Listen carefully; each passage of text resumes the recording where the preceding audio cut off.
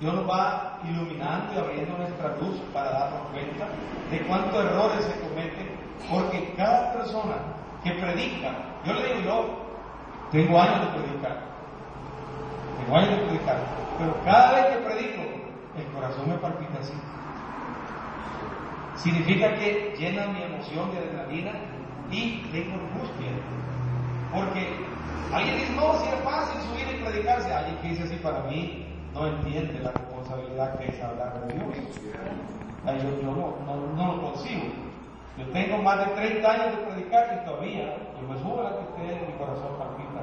Le digo, Señor, gracias, porque significa que todavía tengo ese temor de no hablar de mí, sino hablar de ti. Amén. Y no venir a hablar cosas que no son, porque un púlpito es bendito. Al subirse un púlpito, no hay que hablar más que la bondad de Dios. Amén. Y tener ese cuidado que Dios nos permita hacer eso. Entonces, dentro de los métodos que la mayoría de teólogos consideran son incorrectos para interpretar la Biblia, el primero de ellos, oiga, es el método literalista. Se lo voy a ir despacito para que usted lo vaya anotando. Y después los niños, los caballeros, los jóvenes que ya tienen internet, ¿verdad? Van a internet y entran ahí y siguen investigando. O si tienen un diccionario bíblico, váyase al diccionario bíblico y sigan creciendo. Porque la iglesia da semilla para que después nosotros sigamos cosechando el fruto. El primer método incorrecto es el método literalista. No hay que confundir la palabra literalista con literal. Es otra cosa, ¿verdad? Literalista es el término, vamos a considerar así, despectivo que se utiliza para señalar el error. ¿Y por qué muchas personas empleamos el método literalista? ¿Por qué? Porque es el más fácil. Se me olvidó preparar el sermón. Ustedes jóvenes, oigan, estoy predicando esto porque ustedes son los que van a predicar siempre. Ustedes son los responsables ya de la iglesia. Se me olvidó preparar el sermón y entonces me hinco 30 segundos y digo, Señor, se me olvidó, perdóname, Señor, ahora ayúdame y hoy me pongo el dedo ahí, voy a predicar en esta mañana y abro la Biblia y pongo el dedo. Y no lo desprendo el dedo. Y me vengo con el dedo así. Aquí era, Señor. Aquí era. Entonces vengo yo y empiezo a ver el pasajito que está ahí, ¿verdad? Jesús lloró. Entonces en ese pasajito empiezo yo a hablar sin unción, a gritar, porque la gente cree que con gritar se le va a acabar la garganta, la Biblia le todo, cree que ahí hizo todo, ¿verdad? Y empieza a regañar a la gente, haciendo una interpretación pero tan personal, ¿verdad?, que carece del significado que la Biblia le puede dar. Literal es una descripción del significado más sencillo y más de acuerdo a lo que el autor hubiera tenido en mente. Literalista quiere decir una manera hiperliteral. Hiper significa mucho. Y letrista, que ignora el uso normal del lenguaje, el lenguaje figurado y todo lo demás. La Biblia tiene todas las figuras gramaticales. Y ahí es donde nosotros tenemos que tener cuidado. Si usted quiere ver, la Biblia tiene hipérbato, tiene parábola, tiene sinécdoque, tiene símil. La Biblia tiene todo.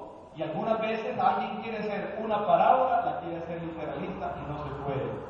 Esa figura ya está hecha, su interpretación está para la China, para el Cantón y el barrio San Miguelito, y también para el barrio más grande o el más ostentoso barrio de Nueva York, Brooklyn, para donde quiera. No hay otra interpretación.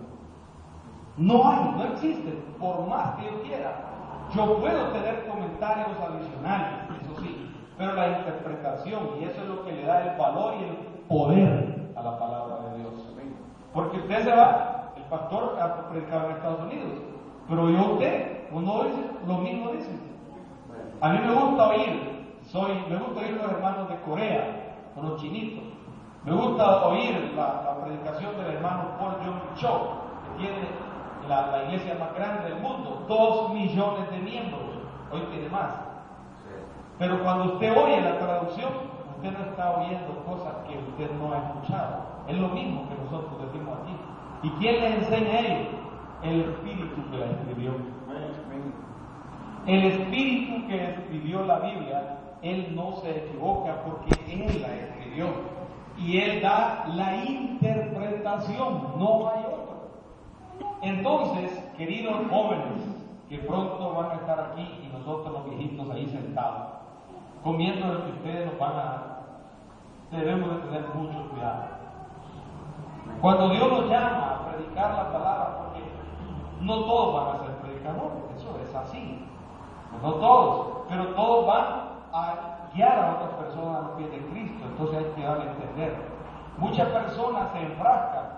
Vino una hermana que está en una iglesia profética y me dice un día, es que Dios me dice a mí esto y esto y esto, y yo voy a llegar a otra parte, y eso no. Entonces le digo, vamos, ¿cuál es el texto que usted me está hablando? Vamos a tal lugar. Hermana, perdone, pero eso no es así. Pero es que yo tuve un sueño. Su sueño fue porque comió frijoles podridos quizás, pero no es esa la interpretación. No es esa.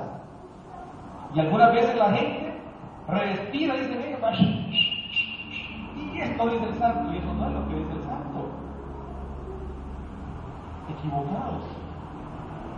Lo que sostiene a la humanidad, mire, es la palabra de Dios, es el Espíritu Santo, pero nada va a contradecir en nada. Entonces, este método literalista hay que tener mucho cuidado. Y oiga bien, los grandes sabios de todos los tiempos, le voy a decir algo que quizás posiblemente los pastores se van a asombrar. Los grandes sabios de todos los tiempos, que es el gran engaño, la gran ramera, ha tomado una parte tan literal de la Biblia que no es así. No es así. No es así. Oiga bien cómo dicen ellos. Dicen ellos que al orar por el pan y al orar por el vino, ¿qué dicen ellos? ¿Qué dicen, doctores? ¿Qué dicen, doctor Romano? ¿Qué dicen? ¿Qué dicen ellos? Que lo que está comiendo se convierte en el cuerpo de Cristo. Y que el vino se convierte en... Eso es mentira.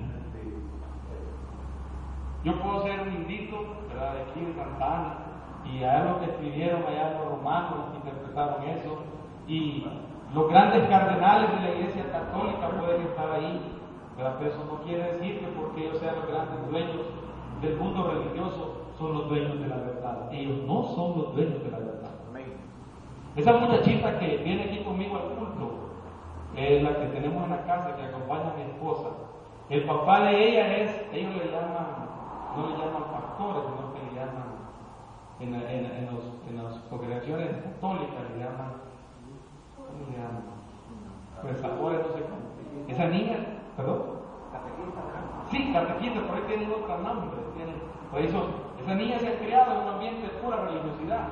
Nos está costando a nosotros para quitarle. Y el papá, les voy a contar esto no con el afán sino que decirle, yo le digo a ella, mire hija, su familia no tiene el Espíritu Santo, ustedes tienen un mundo de religión. Un día de esto le llaman de la casa que el papá estaba dándole a la mamá, pero pegándole. Y el papá de ella es el catequista del cantón. Entonces yo le digo, venga, dime, se da cuenta.